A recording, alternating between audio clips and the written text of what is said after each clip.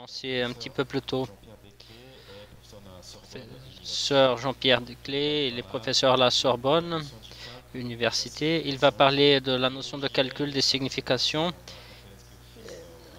Et on a vu cette présentation sur l'intelligence artificielle. J'essaie de parler de l'intelligence artificielle en disant qu'il reste toujours, quand on essaye de faire un calcul sur la notion de signification. Alors, le professeur va défendre le point de vue contraire, qu'il existe la possibilité d'extension de la pensée formelle quand appliquée à ce matériel complexe qui est les langues naturelles pour capturer plus de matériel e comme ça permettre le progrès de l'intelligence artificielle.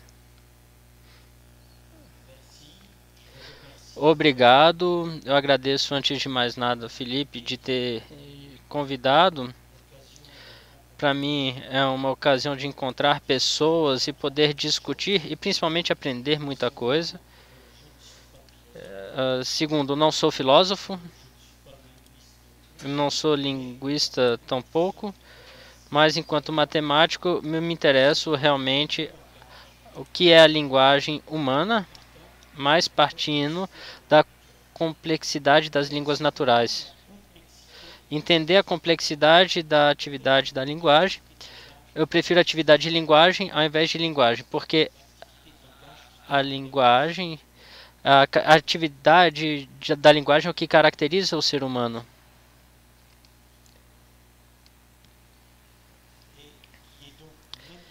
E que é, então, manifestada pelas línguas naturais. Vocês conseguem enxergar bem? Sim? Então, vou fazer algumas propostas epistemológicas. Então, a primeira proposta, o objeto da linguística é essencialmente o estudo da atividade humana, da linguagem, que é manifestada pelas línguas, tal como elas existem na sua diversidade. E vamos falar aqui da diversidade das línguas. Eu não vou falar aqui das línguas estranhas. Seria interessante, mas não é meu objeto aqui.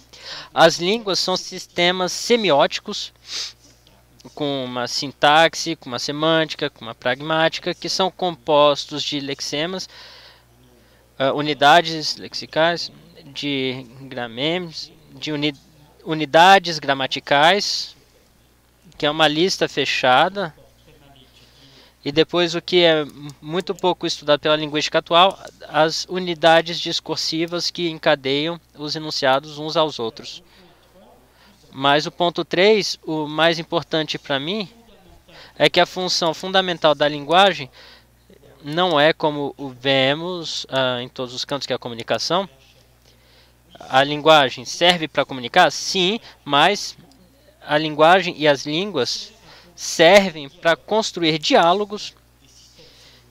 Então, sistemas semióticos capazes de construir diálogos, e temos que entrar em acordo do que é diálogo, mas as línguas contêm unidades que são indexicais, que permitem dialogar. E isso me parece muito importante e fundamental. Acredito que tem que fazer uma distinção, é uma distinção pessoal, mas na literatura às vezes os termos são misturados, mas tem que distinguir significação de denotação, e eu vou me interessar mais pela significação, que sabendo que a significação, o significado vai construir a denotação, e que vai construir, entre outras coisas, valor de verdade. Então tem um significado e não pode então entender significado e denotação da mesma forma. Bom, algumas vezes me impressiona quando alguém me diz que tal predicado remete a tal propriedade. Bom, o que é essa propriedade? Tem que saber descrevê-la. Em seguida, vou fazer a distinção, mas é um pouco menos importante, que é significado e sentido. aqui, sentido é o nome que é ligado a uma pragmática contextual. E eu vou usar uma frase de Bourdieu que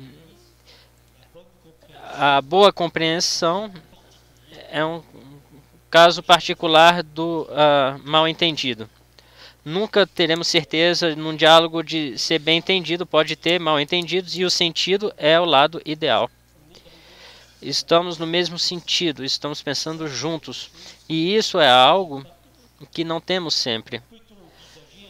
Então podemos envisajar um cálculo dos significados que não seja denotação por composição de operadores e relações.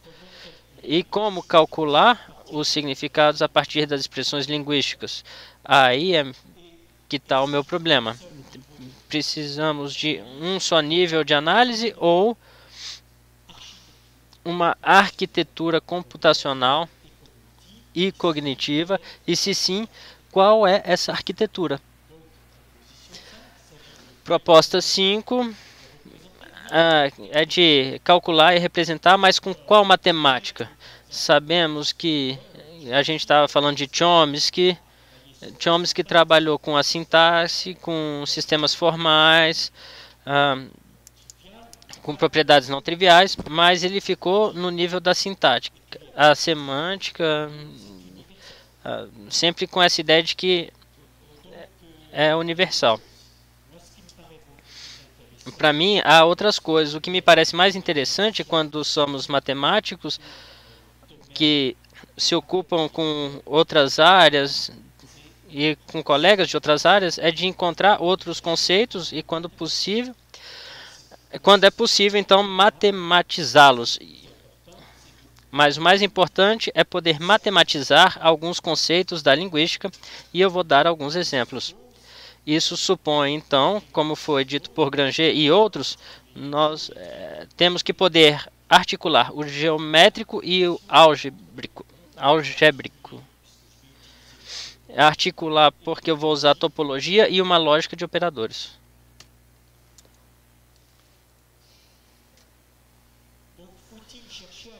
Bom, temos que buscar matematizar os conceitos que explicam a atividade da linguagem, mas com qual matemática?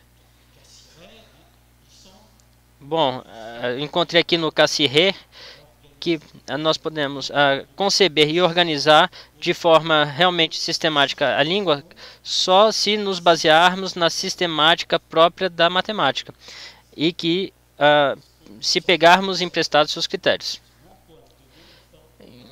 E assim a gente pode fazer uma fórmula matemática. Um linguista francês, que é o Minuit, eu trabalhei com ele durante 20 anos, ele vai dizer que o linguista vai ter conceitos-chave, mas a elaboração vai ser lenta. E se usarmos a topologia em linguística e a logística combinatória, às vezes vai dever fazer tudo no âmbito da modalidade. Isso, a modalidade nas línguas naturais é um problema longe de ser simples. O problema que se torna interessante agora é de articular uma semântica formal. E como exemplo de semântica formal, a gente pega Montague, que era contra Chomsky, que ele fala da semântica cognitiva, que foi desenvolvido nos Estados Unidos com outro nome, na mesma época ou antes. A gente pode usar, por exemplo, Guillaume, Tom, Potier, Wittgenstein, isso na Europa. Nós podemos articular essas duas correntes da semântica que se ignoram e se combatem mesmo. Qual é, para a semântica cognitiva, a interação entre a atividade da linguagem e outras atividades cognitivas? Tem interação ou tem autonomia? É o que defendia Chomsky. Entre a atividade de linguagem e a atividade de percepção do ambiente, e aí é mais tensional do ambiente. E como articular essas imagens, as representações icônicas e figurativas das representações simbólicas. E eu tive o prazer e a felicidade porque eu desenvolvia cadeias de representação simbólicas e estudando e ouvindo exposições da língua dos sinais, eu vi que alguns eram inclusive mencionados por línguas de sinais. Então, finalmente, trata-se de olhar algumas correntes de semântica atual, inclusive a teoria dos enunciados, da enunciação, que foi desenvolvida na França, com formas diferentes, mas com trabalhos anteriores da Escola de Praga, de Martin Buber em filosofia, Charles Bailly em linguística e Benveniste e Cuglioli e outros que trabalharam com Benveniste e Cuglioli também, que vieram depois. Depois, levar em conta as expressões indexicais, e essas expressões introduzem o enunciador e o co-enunciador nas representações. O utilizador tem uma forma de pragmática que é introduzida nas representações que queremos fazer. Para Bailly, o enunciado é decomposto em duas grandes partes, e isso eu vou trabalhar mais. Por um lado, o dictum, são expressões da Idade Média, tá? Mas é um conteúdo proposicional, é um pouco mais complicado que isso. E depois o modus é um operador bem complexo que vai ser que é ligado ao dictum. Tá? E depois a gente vai falar sobre enunciado, frase, proposta. Bom, a gente vai falar que todo enunciado é decomposto em modus e dictum. E como levar em conta também toda a teoria da enunciação, como levar em conta operações de um conteúdo informacional de enunciador. E que está declarado, e como isso tudo é formalizado por operações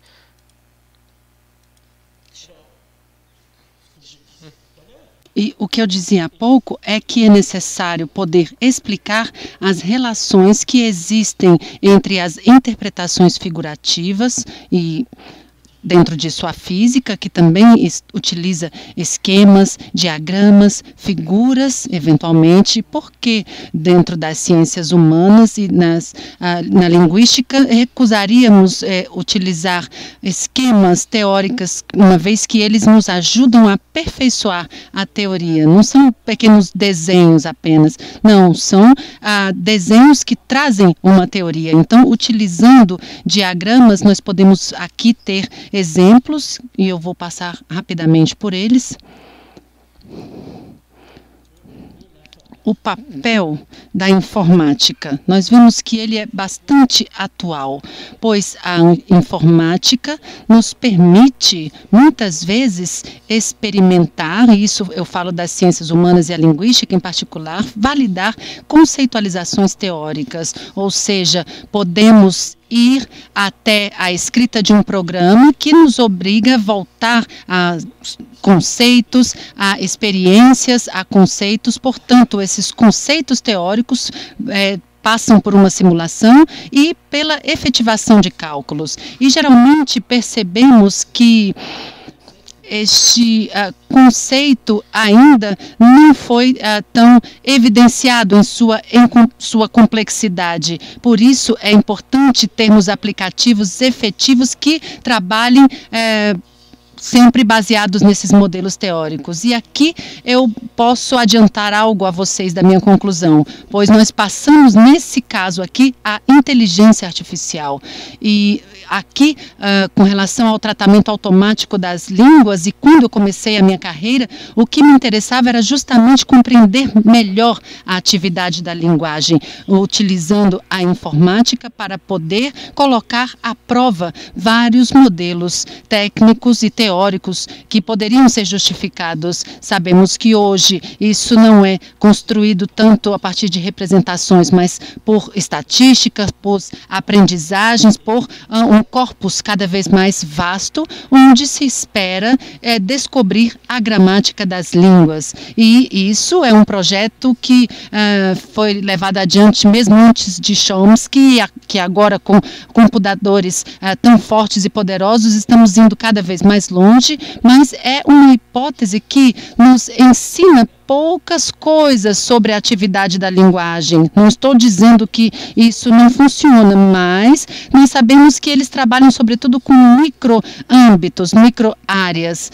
E, finalmente, nós vemos que mesmo para a tradução, ainda, claro que ele funciona mais ou menos assim bem, uma vez que você pode copiar colar no Google as frases e receber uma certa tradução, mas nós vemos que ainda existe um caminho a seguir.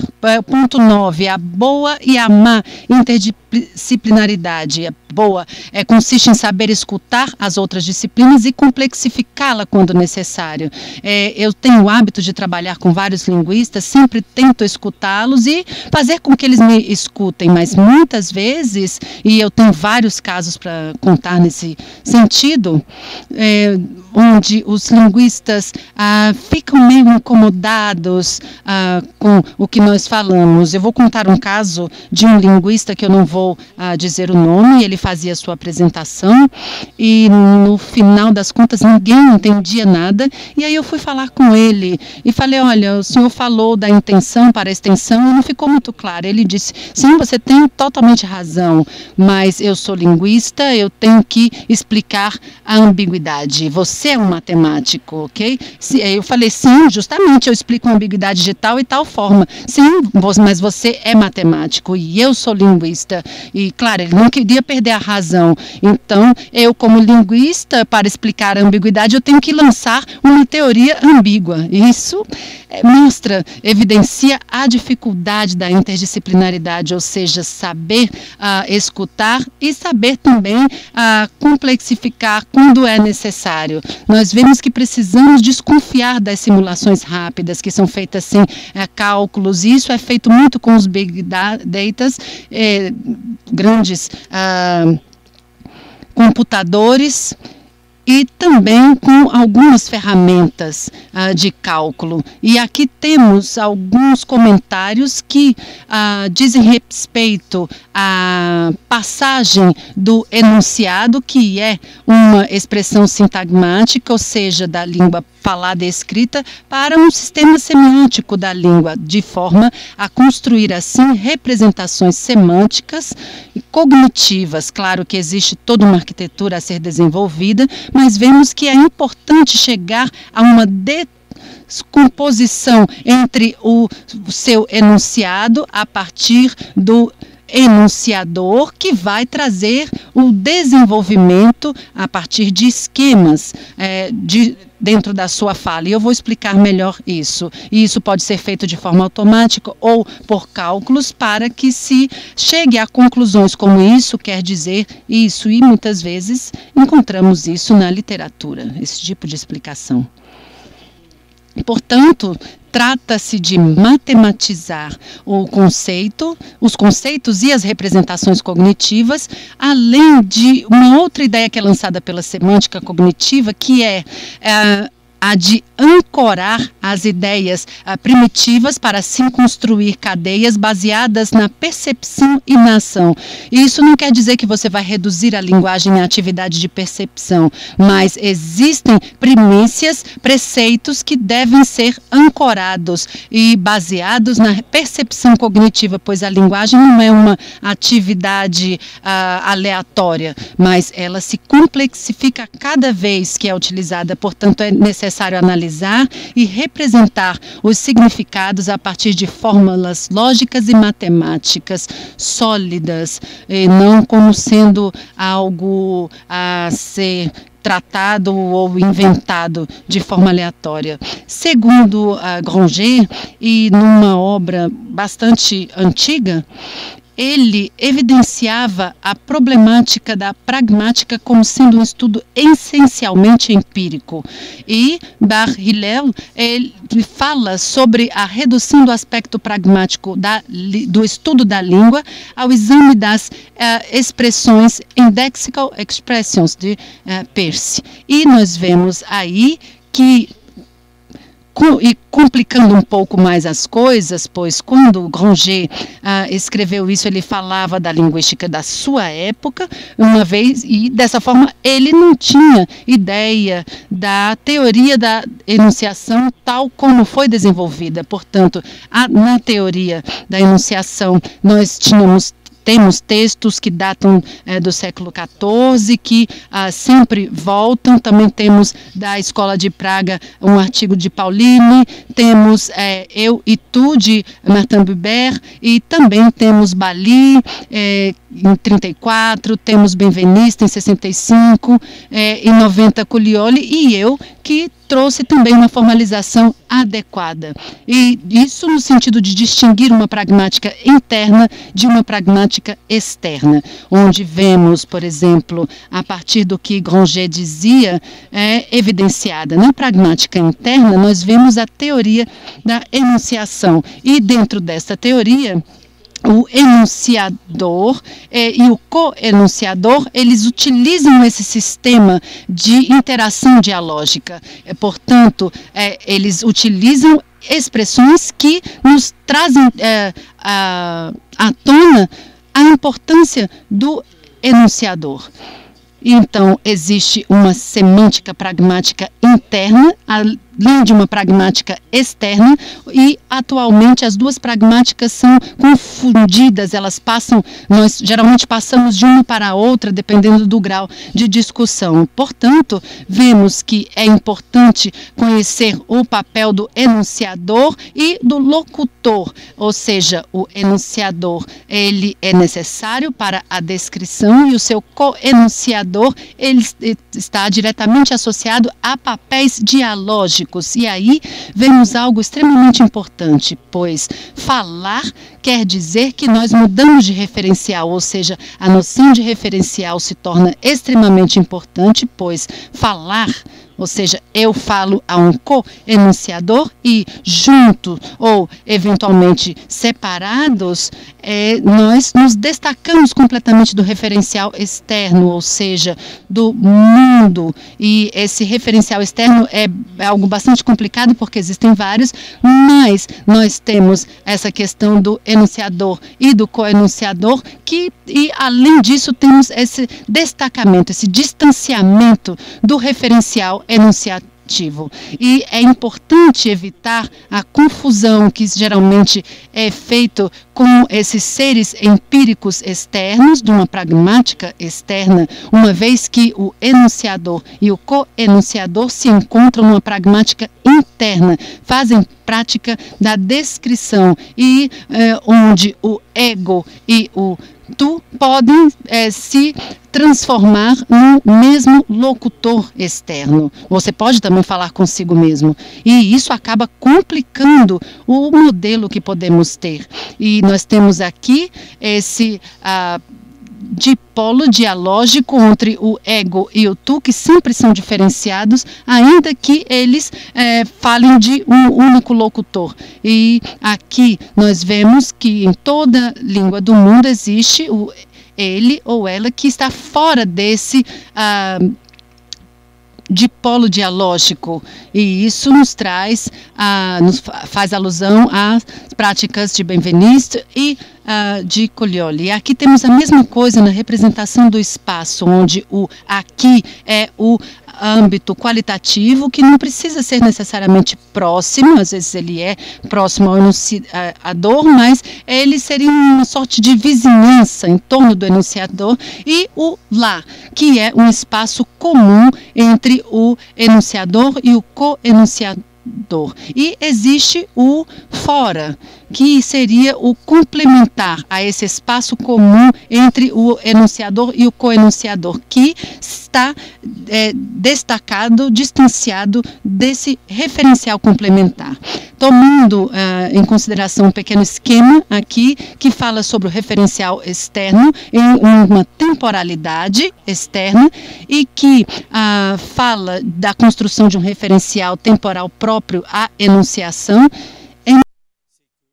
E isso é importante porque nós podemos organizar partindo da enunciação, ou seja, desse papel importante que é fixado a partir de um referencial, onde nós podemos seguir uma ordem cronológica ou não, e onde o que está depois não é exatamente o que estava antes, uma vez que são estruturas muito diferentes. E na literatura, nós podemos tomar como exemplo, dentro da lógica, o que chamamos do momento da enunciação. E esse momento é um processo, isso não é apenas um instante, é um processo que não foi completado, ou seja, o T0 não é o último instante ou tampouco o primeiro instante da enunciação. Ele é um contínuo, ele é, portanto, um ponto de referência que está em aberto.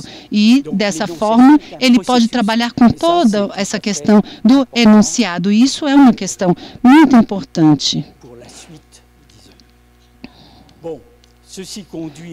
E isso nos leva a construir sistemas de referenciamento que são abstratos e possuem propriedades matemáticas que podem ser tratadas de forma precisa, assim como a identificação, que é diferente da identidade. E a diferenciação a partir desta terceira relação que nos permite construir diferentes referenciais que, dependendo do caso, podem estar sincronizados. E aqui temos, dentro do âmbito dos papéis enunciativos e não enunciativos, o ele, o tu, o ego, e também o ele ou ela em ruptura. Temos aqui também o local espacial temporário, e todo esse referencial é utilizado na relação predicativa. Por exemplo, Brasília é a capital do Brasil, identificação. Macapá é uma cidade do Brasil, é pertencimento. O Brasil está na América do Sul, é inclusão, e Cayena está fora do Brasil, ou seja, estamos num outro esquema. Vemos como a linguagem pode funcionar. Alors, je l'ai dit, la notion fondamentale, c'est de référentiel, et ça me paraît de plus E aqui temos uma noção fundamental do referencial, notamment que se mostra cada vez mais explicativo e importante dentro desse referencial enunciativo, que é diferenciado do referencial externo, onde 0 é um ponto que pode avançar com o fluxo do tempo, enquanto esse outro ponto é fixo dentro do referencial enunciativo, que nos permite falar. Senão, nós teríamos apenas uma comunicação muito simplificada. Nós temos as oposições, ou seja, ontem, hoje, amanhã. E também podemos ter referenciais narrativos, como falamos há pouco do Sherlock Holmes, onde nós nos encontramos num universo narrativo, e neste caso a referenciação acontece neste universo que está completamente distanciado do referencial, apesar de ser paralelo, ou seja, são marcadores. Aqui temos os marcadores bem estabelecidos, às vezes eles são mais cheios de nuance, eles são um pouco mais complicados, mas, a grosso modo, é isso. Eu vou passar aqui rapidamente por este exemplo, uma vez que ele é bastante importante, bastante debatido em alguns idiomas, e, por exemplo,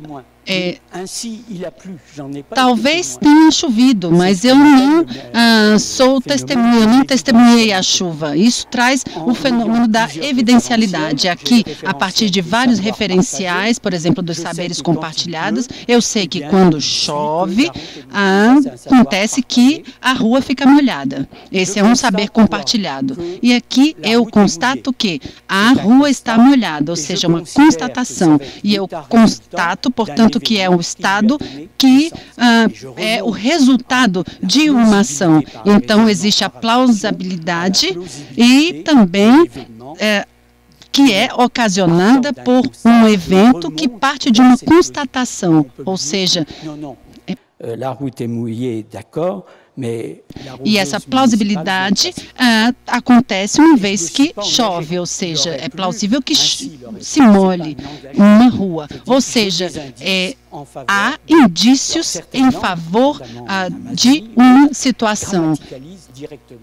E nós vemos que isso nos leva a outros esquemas. Eu já falei sobre o modus e o dictum, que pode ser interpretado como um modus, onde temos um operador bastante complexo, que vai estar trabalhando a partir de um conteúdo ou propostas ou sentenças, como vocês quiserem. E isso mostra que o ego diz, ou seja, ele se encarrega do dictum a partir de um processo, onde nós temos uma aspectualização, ou seja, nós tomamos conta de algo. E, dessa forma, nós vemos que é importante conseguirmos perceber a complexidade de tudo isso, para que nós tenhamos como observar o próximo operador, que vai observar a enunciação dentro de intervalos, ou seja, nós vemos aqui um intervalo topológico que tem um início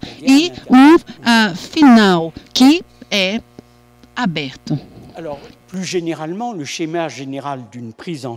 Então, dentro de um esquema de enunciação de uma questão modal e aspectual, traz um conteúdo predicativo que é aspectualizado a partir de diferentes modalidades e que se junta necessariamente a relações temporais para indicar como o intervalo da aspectualização e da relação predicativa é evidenciado ou se torna um ponto de referência junto a esse intervalo da enunciação, ou seja, é toda uma série de cálculos que podem ser feitas detalhadamente. Eu não vou falar muito sobre eles, uma vez que eu precisaria de muito tempo para isso. Falando agora sobre 3 aspectos fundamentais que são de ordem cognitiva, ou seja, o estado, o evento e o processo. O que isso quer dizer? O estado, ele se atualiza. E eu não estou dizendo que isso é uma verdade absoluta, ok? Existe uma relação entre atualizar e essa verdade, mas ele se atualiza em intervalos abertos que exclui essas bordas, ou seja, esses pontos de mudança ou pontos de transição, que podem ser atualizados a partir de intervalos fechados, aqui com um início e com um fim, e, portanto, pode mostrar que o fim é uma transição, e a terceira ideia, que é a de processo, que é fundamental, que se atualiza a partir de um intervalo fechado à esquerda, mas aberto à direita, ou seja, é uma noção do incompleto, ou seja, eu estou falando eu estou bebendo, ou seja, é algo que está incompleto, que não foi concluído, mas que, dependendo do prazo e do evento, poderá se completar. Ou seja, são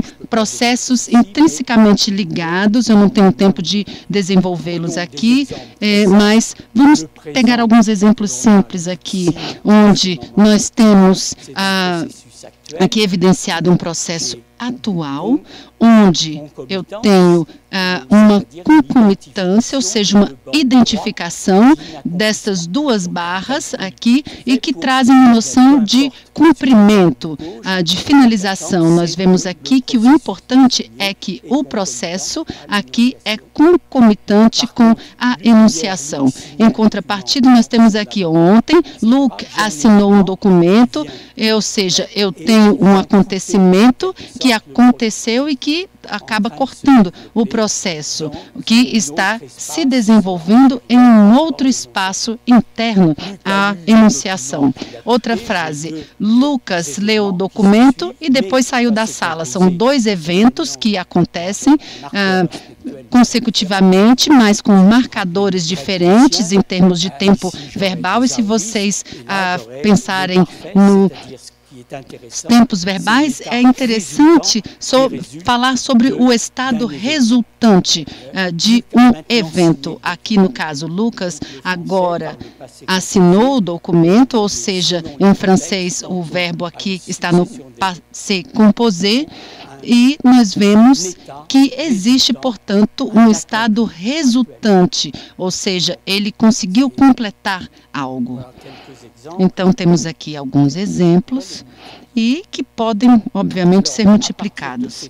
Então, a partir desses três aspectos, temos várias derivações rumo a aspectos mais específicos. Eu não tenho tempo de falar de todos aqui, mas são bastante mais específicos e que categorizam a língua de forma diversificada e muito afinadamente em determinados casos e em outros de forma bastante generalizada. E a semântica cognitiva, ela repousa na hipótese de que existe uma interação entre a atividade da linguagem e atividades de percepção. Ou seja, você vai trabalhar ancorado em constituições primitivas e esquemas que são representações e significações organizadas e primitivas, eu diria mesmo, citando Pascal, onde ele fala que todos os sistemas de representação têm essa questão primitiva que, num determinado momento, pode ser analisado, pois, para mim, essa questão de movimento e de mudança é uma primitiva dada a partir da percepção, mas em seguida nós podemos perceber essa questão considerando o que é a mudança, o que é o movimento, mas nós vemos que dentro da língua é necessário assumir percepções naturais. O homem tem capacidades perceptivas de observar o movimento e a mudança, tal como ele se apresenta e se representa. Então, observando a questão das línguas, nós temos a apresentação discursiva e nós podemos considerar esses dois esquemas, o semântico-cognitivo e o perceptivo, que traz uma transferência existente entre eles em termos de elementos. Isso é bastante interessante de ser estudado detalhadamente. Então, o que é uma língua? É bastante ambiciosa essa pergunta. Eu não vou trazer uma resposta específica, uma vez que o que eu busco aqui é trazer propriedades ligadas à língua. E o importante aqui é podermos representar situações inscritas numa temporalidade, como a língua. Outra importância dela é de representar situações que se localizam num espaço, ou seja, ali, aqui e acolá. E representar os utilizadores, enunciadores e coenunciadores no interior, dentro de um sistema semiótico da língua, ou seja, traduzir as atitudes dos enunciadores com relação ao conteúdo, representar o discurso trazido. Isso diz respeito a fazer narrações e, até o momento, ninguém pôde provar que os animais que possuem sistemas de comunicação bastante elaborados, eles tenham como fazer um tipo de discurso falado. E isso vai bastante além das teorias de Van der Weyken, mas existe, evidentemente, relações aí estabelecidas. E um linguista como Bernard Potier, que é contemporâneo, ele traz essa representação do trimorfo, que é uma representação contínua. Eu não estou conseguindo mexer muito bem aqui, mas, enfim, essa representação é contínua e trifásica. E isso diz respeito a um evento ou a uma categorização. Façamos alusão aos profissionais da lógica que observam essa questão a partir de determinados pontos, de eventos pontuais. Mas, de forma geral, o evento leva tempo, se desenvolve, se atualiza no intervalo fechado, como eu disse anteriormente. Isso nos leva à topologia. E a topologia, o que é a topologia qualitativa? É uma linguagem do aproximadamente. Então, as imagens geométricas estão em outro ponto. Às vezes temos a tendência de fazer esquemas, o que nos obriga a trabalhar mais na teoria. Então, linguagem, a do mais ou menos. E depois a gente vai fazer o métrico com o euclidiano. E aí, Ponty falava da topologia mais euclidiana, pensar a topologia mais euclidiana. E aí é pensar que a ideia de local não tem essa ideia de local. Tem as entidades, os predicados, as propriedades, mas a noção de local é muito importante. Ela é importante e entra nas categorizações primitivas que podemos ter. E se estamos em um local com uma... Aqui estamos num local com uma fronteira, dá para ver bem a fronteira, e, eventualmente, então, um exterior. Então, o local tem um interior, um exterior e uma fronteira. Isso é o suficiente para poder tratar das problemáticas linguísticas? Bom, vamos olhar exemplos lexicais. No léxico das línguas, bem desenvolvidos em algumas línguas e menos em outras, como, por exemplo, no eslavo ou no grego antigo, que são os pré-verbos, como chamamos, que são marcadores topológicos que podemos detalhar se quisermos. E eu posso ter locais de atividade, como, por exemplo, estar voando. Então, eu posso percorrer estes locais fazendo parecer diferentes zonas importantes, o que leva a considerar, finalmente, que em um evento eu tenho o que é antes, o que é depois, o que vai resultar desse evento, e depois temos zonas iniciais, zonas terminais e pontos mais ou menos estabilizados. Então tem que considerar essas 5 zonas, essas 5 áreas, vamos chamar assim, para poder formalizar isso com a topologia mais clássica. Por exemplo, eu vou muito rápido, tá? Mas, por exemplo, distinguir o avião está em voo é o estado de atividade oposto ao o avião está voando, que é um processo que não está concluído porque o termo não foi atingido. Então, o avião está voando. Nós sabemos que ele vai aterrissar, mas ele ainda está voando, ele ainda está aprendendo, então não vamos falar nada sobre o termo. Isso nos leva, é claro, a poder estudar o que chamamos a modalidade de ação com todos esses pequenos termos que podem ser gramatizados em algumas línguas, ou, ao contrário, ser expresso por alguns verbos, como, por exemplo, em francês, que é se pôr a, começar a, estar fazendo algo, estar no estado de... Bom, são os verbos de ação que a topologia nos dá a ferramenta para poder fazê-lo. Podemos ir mais longe? A topologia é suficiente para poder traduzir essas 5 áreas, ou nós temos que afunilar mais? Então, vamos pegar alguns exemplos. O que me obriga, então, a introduzir a quasi-topologia, que vai dizer que um local vai ser caracterizado por um interior estrito, um fechamento largo, uma fronteira interna e uma fronteira externa. Bom, aqui nós temos a fronteira interna, mas... desculpa, não falou no microfone, mas acredito que disse outra fronteira externa. E isso tudo gramatizado pelas línguas. Então, a passagem de um local que é na periferia, por exemplo. Então, em Paris, por exemplo, a Villejuif, eu estou dentro de Paris, eu estou dentro da fronteira de Paris, fronteira interna. Eu já não estou mais em Paris, então eu estou na Villejuif, mas não estou mais em Paris. Então aqui dá para ver que tem uma organização no meio, que é uma fronteira externa em comum, o que permite, então, tratar esse problema da adolescência.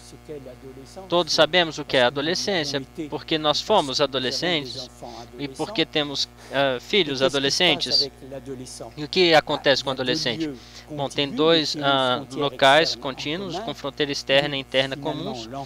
E, finalmente, a criança é uma criança, a criança ainda é uma criança, está na fronteira interna. Aqui, ele não é mais uma criança, mas ainda não é adulto. E aqui, ele já é um adulto. Ele já é um pouquinho adulto, mas ainda adolescente. Aqui ele é totalmente adulto. Aqui, ó, ainda não, não mais e totalmente. Então vamos pegar um outro exemplo clássico, que é a flecha de Zenon, que põe problemas, e uma das formas de ver é que a flecha de Zenon vai de um ponto a outro, mas em um determinado momento, quando ele está nesse local, nessa interseção das fronteiras externas do local 1 e do local 2, ele já não é mais e não é ainda. Ele não está nem no 1 nem no 2, mas ele não é mais e também não é ainda. E ainda não é. E isso é para formalizar algumas noções do... como ainda, não mais, ainda não e já, isso tudo para trabalhar topologia, mas nesse caso a gente tem que usar a quasi-topologia. Eu não sei quanto tempo eu tenho ainda. Quanto tempo eu ainda tenho? Oh, posso ir? Então tá bom. Então, religar os significados gramaticais, lexicais às suas expressões. O que me choca um pouco é que, frequentemente, essa relação é que a relação, a gente vai falar de composicionalidade, mas o que é e como realizar essa passagem entre o enunciado,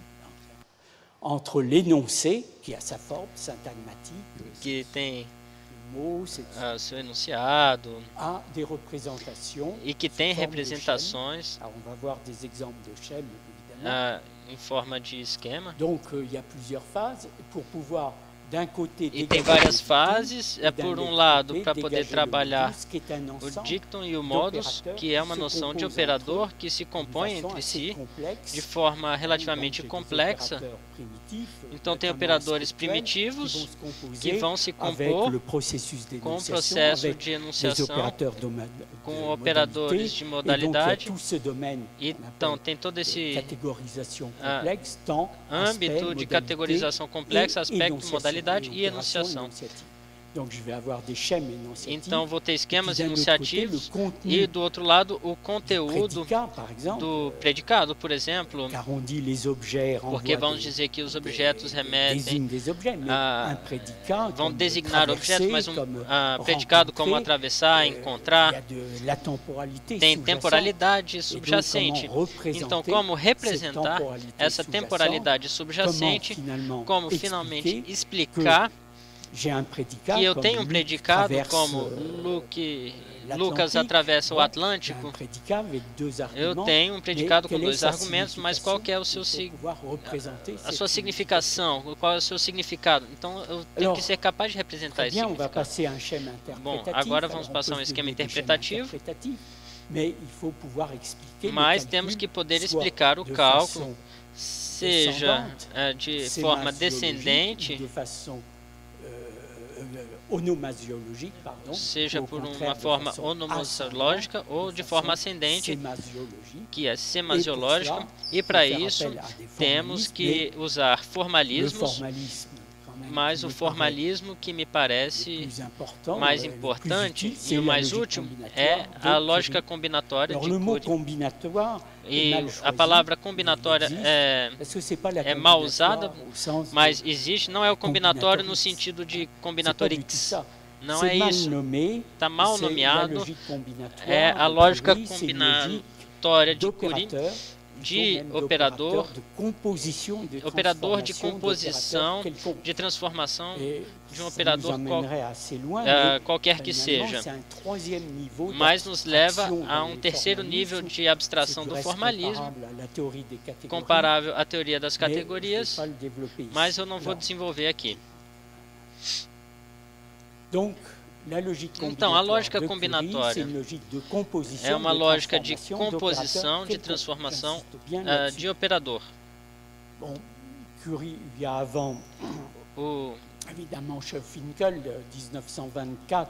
Em 1924, quando olhamos nas obras enciclopédicas, mas aquele que desenvolveu consideravelmente a lógica combinatória é Curie, independentemente de Tintal, e depois em 72, outros autores, mas as composições e transformações de operadores e os combinadores mesmo, eu tenho um número reduzido de combinadores elementares, eu preciso ter pelo menos 2, o que permite então engendrar combinadores em outras técnicas. Então vou ter exemplos de combinadores,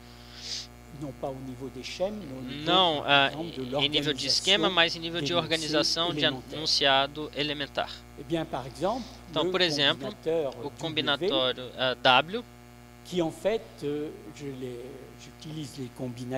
aqui eu vou usar os combinatórios por regras de introdução e eliminação por dedução natural. Então, se eu tiver dois argumentos idênticos, eu posso então construir, introduzindo esse operador, que se aplica a P2 para poder transformar WP2, se torna um predicado que se aplica a X. Então, o C é o traço desse combinatório de diagonalização e por regra de eliminação e de introdução. Finalmente, eu posso notar, isso é um pouco mais complicado no detalhe, mas se lava é redutivo a lava Lucas. Então, é uma dedução formal, puramente formal, e é bem simples. Eu posso ter o combinador B, por exemplo, que é o combinador de composição funcional. Se eu tiver P que porta sobre o resultado de Q aplicado a X, então posso compor P, PQ, nesse operador B, e BPQ é um operador que se aplica diretamente a X. Então, eu tenho a regra de eliminação, e se eu quiser, então, entender a relação aqui, Luke vê a partir Maria, e Maria está partindo, temos um pouco essa dedução. Partindo aqui, Lucas vê que Marie parte, eu tenho a ideia do combinatório em que partir é um combinatório, então vamos estabelecer uma relação, o que nos leva um pouco em cálculos não muito complicados. A lógica combinatória não é complicada, na verdade, mas temos que mudar simplesmente os hábitos de escrita. E é isso que é difícil, temos que pensar em termos prefixados. Então, posso ter o combinatório phi, o que mostra que eu tenho o E1, o E2, que tem duas proposições, enquanto que E2 vai compor dois verbos, dois predicados. E assim sucessivamente. Então, tem um ponto bem interessante. Vamos falar a partir do esquema enunciativo. E tem que explicar que quando ontem eu dormia, pegando o AIS em francês, eu dormia, tem o problema da pessoa, tem o problema que é o imperfeito, que remete a um processo, que dormia no X, dormir X, e que está no intervalo, e que depois vai ser pego em outro intervalo que é de ontem, e que é tomado pela relação aspectualizada do processo de dormir no intervalo de J1 e que está no intervalo de enunciado que acontece no O0, no J0, perdão, e que está nesse processo aqui em cima. Então, realmente, tem muita coisa que tem que ser explicado e não se contentar em dizer que, bom, hoje você me vê, o presente aqui remete a um processo. Eu não vou desenvolver aqui as coisas, mas eu posso ter um processo, eu estou dizendo, tem um enunciado predicativo com um termo que é aspectualizado, que tem um processo no intervalo e que pode, que tem uma natureza topológica que depende do aspecto, tem uma relação temporal. Tudo isso organizado para poder chegar finalmente a um operador, um aspecto temporal que compõe progressivamente, eu não vou detalhar o cálculo aqui, mas chega progressivamente, o aspecto vai se compor com o processo de enunciação, usando mais intervalos de quantificadores existenciais. A lógica combinatória é uma lógica que tem uma vantagem considerável. Bom, eu vou parar um pouco, tem um cálculo, nós vamos usar a lógica combinatória, eu vou passar esses cálculos, eu posso explicar com prazer, mas levaria tempo e qualquer pessoa pode entender isso aí. Em termos de léxico, sair de... pode ser o trem sai do túnel, ou Lucas sai do carro na garagem, Lucas sai do carro na garagem que é conduzido pelo motorista. Então, sair de, quando a gente tem esse esquema figurativo, é algo que sai do interior de um lugar para poder ir ao exterior. E isso serve, por exemplo, o trem sai do túnel, que eu posso representar, é claro, por um diagrama bidimensional, essa noção temporal e essa noção de deslocamento de lugar. E é claro que quando introduzimos Lucas sai do carro na garagem, tem esquemas que são fundamentais. Então tem um agente diferente do agente que sai, o trem sai do túnel e Luke sai do carro na garagem. Luke é um agente. Então, mas o que é esse agente? A etiqueta não faz o conceito. Esse agente é por esse primitivo de controle, X controle, mudança, movimento que faz passar de uma situação anterior para uma situação de exterioridade. Então tem esse movimento, interioridade para exterioridade. Então ele vai controlar e o controle é de ser capaz de desencadear ou interromper uma ação. Então temos essa noção de agente que é fundamental nas línguas para poder gramaticalizar mais ou menos, dependendo da complexidade de cada língua. Então o problema é de explicar a partir do esquema. Bom, eu mostrei agora há pouco. São esquemas que eu posso representar por caixas de relação, relações inclusas em relações, ou por expressões simbólicas aplicativas. É a mesma coisa. Então esses esquemas, é claro, nós temos que poder ligá-los, explicá-los, explicar o significado desses esquemas, em que eu leio X controle, X faz com que haja um movimento que me faz sair de uma situação em que o objeto X está no interior de um lugar e um objeto X que está no exterior. Então, Lucas sai na garagem, sai da garagem. Então, como sair de, tem uma configuração específica desse esquema, que é a relação de relação. Então, eu tenho que explicar, e isso é a lógica combinatória que nos permite fazer esse tipo de cálculo. Bom, algumas observações epistemológicas, e aí eu paro. Matematizar os conceitos, eu já falei. Mostrar por quais operações e relações se compõem para poder construir os significados, as lógicas combinatórias. Tem primitivos, eu não tive o tempo de falar desses primitivos, mas movimento, mudança, controle são primitivos importantes. Calcular a representação dos significados, suas unidades linguísticas que eles representam.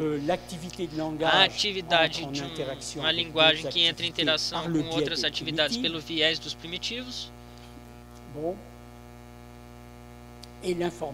E a informática, a boa informática, é aquela que permite realizar efetivamente os cálculos. Então, obriga a trabalhar muito mais nos conceitos, de retomar os conceitos, precisá-los melhor, e aí podemos construir modelos que vão dar explicações plausíveis. São explicações sobre um certo tipo de funcionamento cognitivo à atividade da língua. Então, a inteligência artificial é realizada por uma simulação tida por aprendizagens estatísticas. Então, o homem, a criança, aprende só por mensagens dadas por um adulto? Eu acho que é um pouco mais complexo que isso. Bom, há 20 anos, eles tentavam criar representação do conhecimento. E para mim, a boa inteligência artificial é de nos ensinar o que são as representações do léxico, da gramática, e nos ensinar alguma coisa na atividade da linguagem.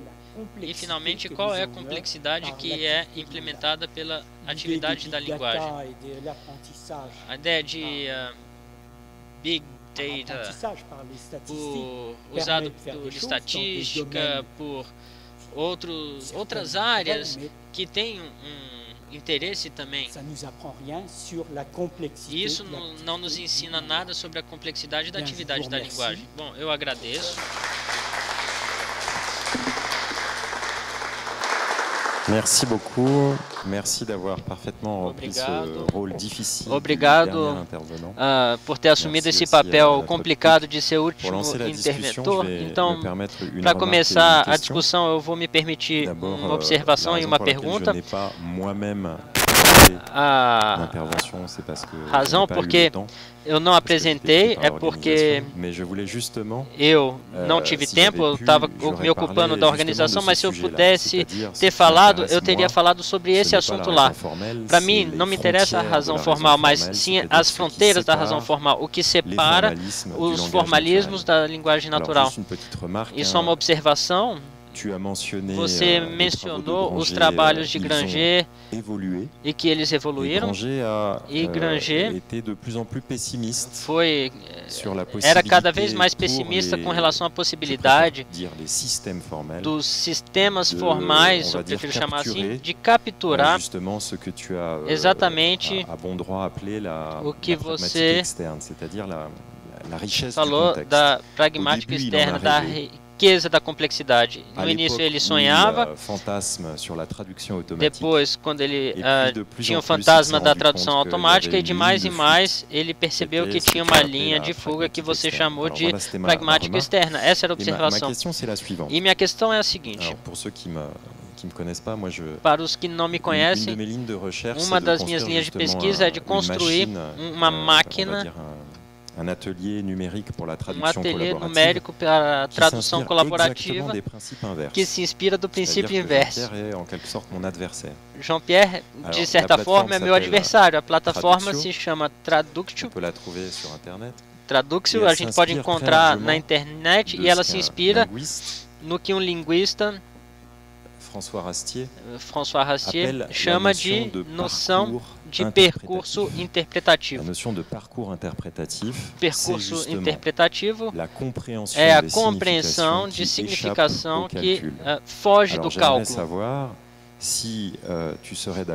Eu queria saber se você está de acordo que, apesar do que a inteligência artificial, tal como ela é desenvolvida por essa lógica combinatória, que você mostrou no detalhe, você aceitaria dizer que o que nos escapa, o que está na imaginação da criança que aprende e o que os estatísticos não conseguem reproduzir, seria da ordem da imaginação ligado ao percurso interpretativo?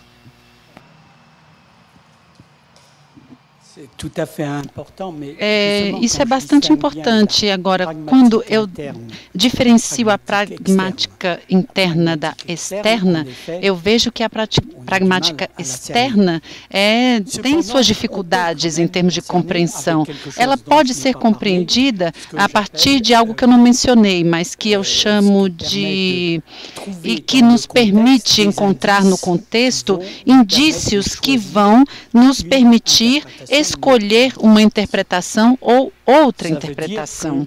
Ou seja, eu disponho de mecanismos contextuais que podem ir além do enunciado, mas há alguns indícios que são dados e, se não forem dados, eu gero ambiguidade ou a indeterminação semântica, mas que me permitem, finalmente, poder escolher e, assim, fazer um bom cálculo. E eu não falei sobre isso, mas isso também é inteligência. E isso não é feito atualmente com a aprendizagem, do jeito que ela está funcionando.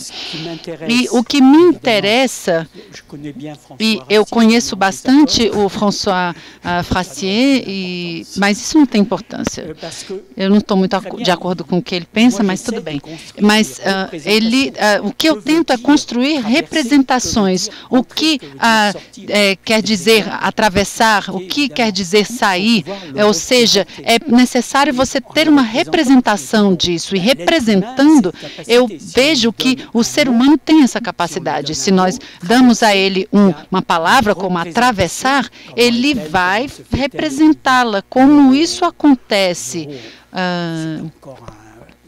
E esse campo ainda é bastante amplo, mas não é somente porque eu tenho um sinal emitido pelo meu cérebro que eu tenho essencialmente a interpretação desse sinal, mas a linguagem permite a interpretação e uma composição, enquanto que a lógica combinatória tem esse objetivo de ir o mais longe possível. Ora, Granger, que eu Não sou um grande estudioso dele, eu confesso isso, mas eu conheço alguns textos dele. Ele falava da questão da teoria da enunciação e o que gira em torno dela, e principalmente nos seus últimos anos ele falava da atividade da língua como sendo algo totalmente insuficiente, o que não tem problema, uma vez que todos estamos frente a insuficiências, mas nessa situação as coisas evoluem e a teoria da enunciação, e Frassier conhece muito mal esse lado aí, ele não está aqui, então eu posso falar mal dele. E eu tento, assim, formalizar a teoria da enunciação, ou seja, eu posso fazer um sistema que seja matematizado dentro do conceito da enunciação, para que eu não precise utilizar somente um sistema axiomático, que poderá vir depois. Alguma outra pergunta? Merci beaucoup, c'était du velours. Obrigado por sua apresentação. Eu tenho uma pergunta sobre a distinção entre a abordagem lógica e a informal, porque Granger falava que um teórico tem o seu próprio estilo. Quando ele faz uma teoria, e eu acompanhei algumas falas de vários linguistas que têm os seus suas premissas estabelecidas, e eles têm bastante dificuldade em termos de discussão, porque eles todos têm aquela mesa ou a tabela da verdade que acaba dificultando essa conversa. Então, eu acredito que precisamos ampliar as nossas discussões. Então, por que deveríamos limitar esse percurso interpretativo? Ou, como poderia dizer, o aspecto formal da linguagem, eu acho que ele deve ser aumentado, não precisamos nos fechar. Então, eu acho que o trabalhador, ele é julgado pela sua obra. Então, no âmbito linguístico, eu vejo da mesma forma, e pensando na análise da negação e do tempo, eu diria que talvez o formalismo aqui apresentado poderia ser explicado dentro de uma linguagem lógica, por exemplo, a lógica do tempo, a lógica cronológica, que pode propor modelos lógicos para, assim, melhorar a reflexão. Existe também linguistas formais que trabalham na Bélgica, no Departamento de Linguística, que também se interessam por esse tipo de assunto, e lá ele cita vários professores, o nome deles, eu não tenho como traduzir, e filósofos indianos que também estão interessados em representações junto à escola indiana, e ele cita o nome desse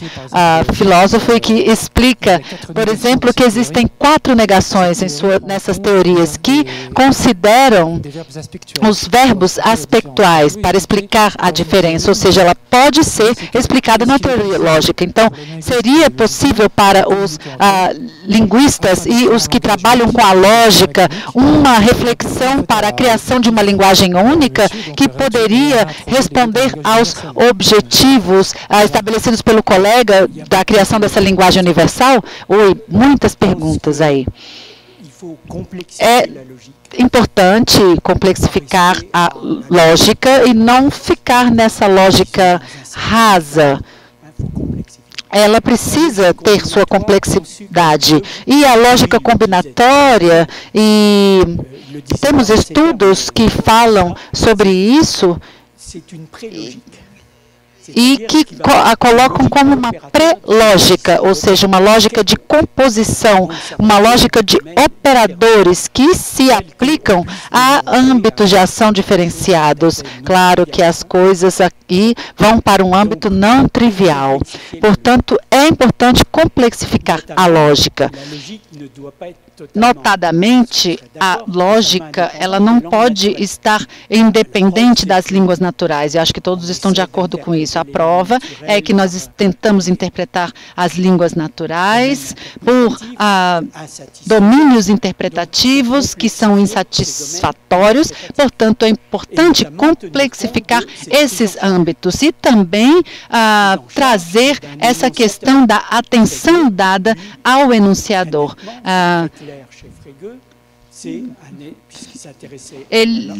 Temos vários filósofos que se interessaram pela matemática e também por essa questão como a partir do enunciador universal, uma vez que existe uma demonstração universal e atemporal. Portanto, é importante expressar a temporalidade e o seu funcionamento na língua. Se eu pego Reichenbach, que estuda a lógica e de uma forma muito interessante para a sua lógica, mas que é algo insuficiente porque ele trabalha somente com os instantes e não trabalha com os intervalos. Então, é importante trabalhar tanto com os instantes quanto os intervalos topológicos. E eu acredito que isso é necessário ser considerado.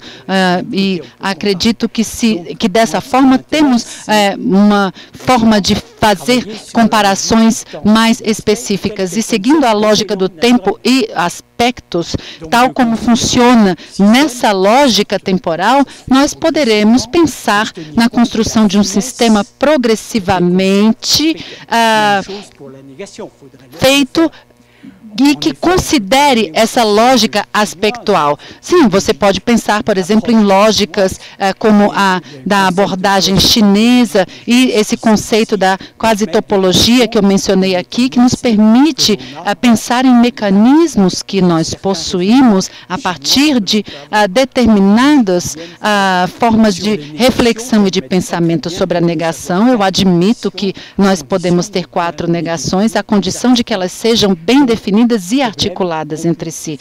Portanto, o problema na questão da complexidade da lógica faz alusão à interdisciplinaridade. E nós vemos que, quando falamos de lógica com os linguistas, me pergunto se eles já conseguiram compreender as lógicas básicas de Boolean. E isso é importante ser pensado porque não temos como nos questionar sobre todas essas complexidades, uma vez que, de um lado, nós temos, do lado das línguas naturais, a necessidade por parte dos linguistas de compreenderem essa questão da lógica e, do lado da lógica, a necessidade de uma melhor compreensão da questão linguística. Acho que isso é objeto de longa discussão e nós vemos que vários linguistas que utilizaram a lógica combinatória e que propõem uma descrição completa das línguas e onde cada língua, finalmente, pudesse se ajustar à sua especificidade. Finalmente, existiria uma linguagem universal, independente da língua, e cada língua, como os filósofos consideram, nós vemos que isso não tem como realmente ter uma base profícua, uma vez que dentro dessas significações aspectuais que nós temos no russo, do alemão, não são as mesmas do francês. Então, para tentar traduzir mais ou menos bem, é importante encontrar esse esquema associado e, assim, poder evoluir, desenvolver algo. Então, eu defendo essa posição não relativista, nem tampouco universalista, mas é uma posição que eu qualifico onde existe a negação anti-relativista, ou seja, há primitivas universais, eu prefiro chamá-las de variáveis, e essas variáveis são compostas diferentemente segundo esquemas específicos. Então, nesse sentido, é importante compreender qual é a atividade da linguagem e é importante falar do linguismo, da matemática e, assim, nós podemos aceitar melhor a complexificação.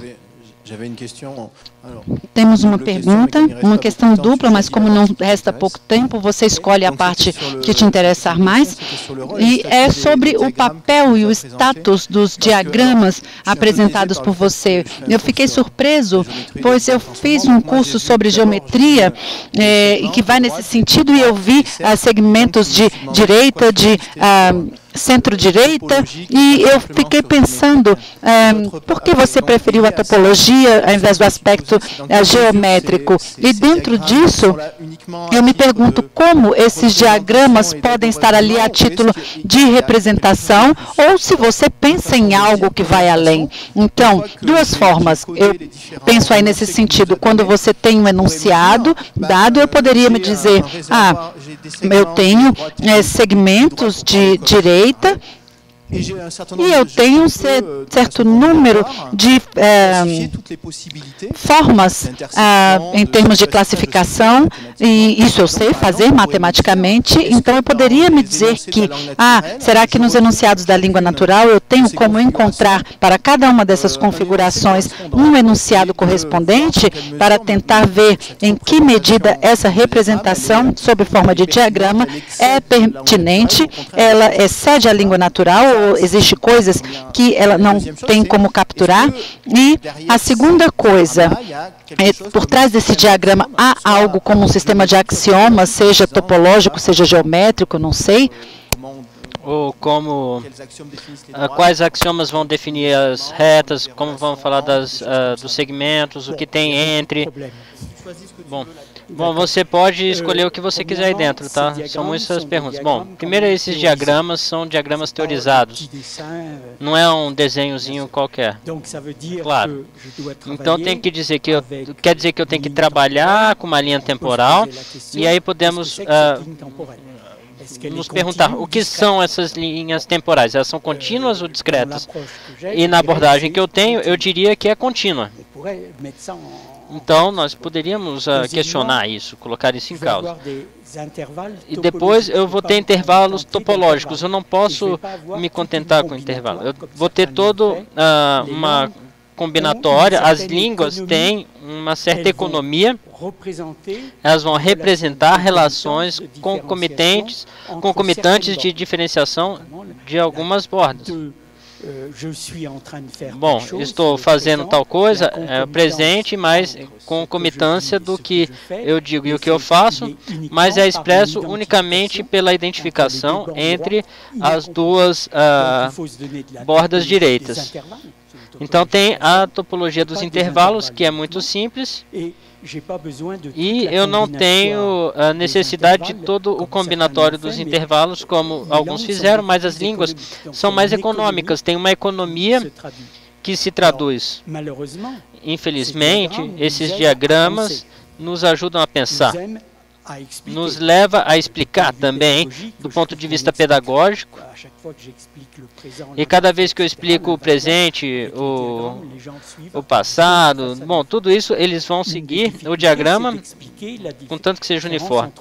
Mas é difícil explicar o aberto e o fechado. Isso é que é difícil. Bom, aí os linguistas é que têm que trabalhar isso. E isso é realmente difícil.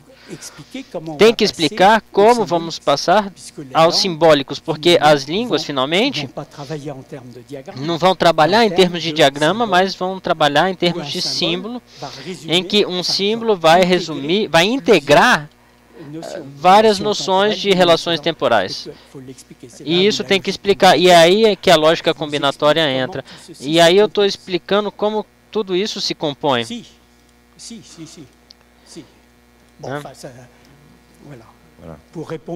Isso para responder